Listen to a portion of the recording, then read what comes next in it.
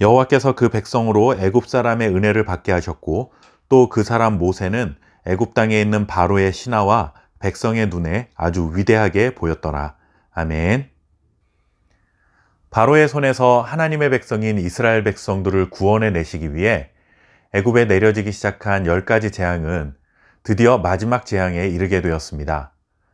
상상만 해도 끔찍한 일들이 연속해서 애굽에 일어났고 바로도 점점 마음이 약해지는 모습을 보이기도 했습니다.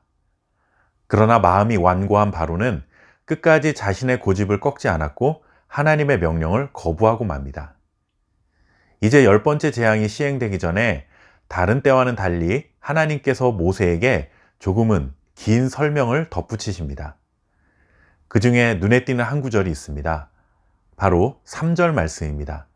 다시 한번 읽어드리면 여호와께서 그 백성으로 애굽 사람의 은혜를 받게 하셨고 또 그 사람 모세는 애굽 땅에 있는 바로의 신하와 백성의 눈에 아주 위대하게 보였더라. 아멘.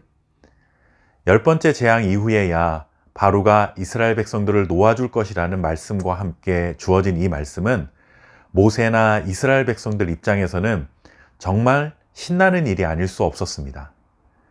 바로의 영향력에서 드디어 벗어나서 자유를 얻는 몸이 될 수 있다는 것만으로도 너무나 감사하고 기쁜 일인데 그것이 전부가 아니라 하나님께서는 이스라엘 백성들이 애굽 사람들로부터 은혜를 받게 되고 모세는 바로의 신하들과 그의 백성들에게 위대한 사람으로 보이게 될 것이라는 약속까지 받게 되었으니 정말 꿈에도 생각하지 못한 일이 일어나게 될 것이라는 기대감이 생길 만한 일이었습니다.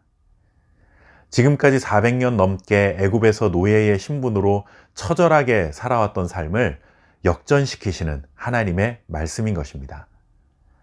하나님께서 선택하신 백성들이 그동안 패배자처럼 살았고 애굽이라는 세상의 압제하에서 고통을 당하며 살아왔는데 이제는 정반대의 상황이 된다는 것이죠. 지금까지는 바로가 세상에서 가장 위대한 존재였다고 생각했고 그렇게 인정하고 살아왔는데 이제는 모세가 그 바로에게 그리고 바로의 신하들에게 그리고 그 백성들에게 위대한 사람으로 보이게 된다는 이 반전이 일어나게 된 것입니다.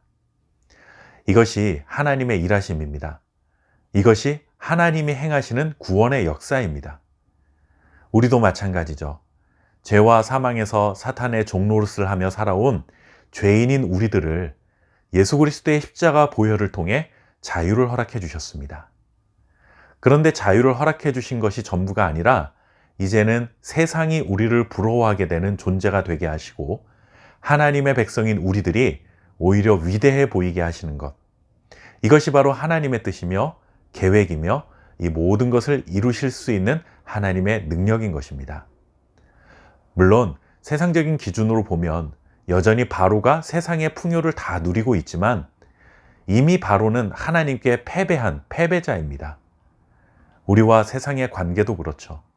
세상적인 눈으로 비교해 보면 세상이 우리 그리스도인들보다 훨씬 더 많은 것을 소유하고 더 많은 것을 누리고 살아가는 경우가 훨씬 더 많은 것이 사실입니다.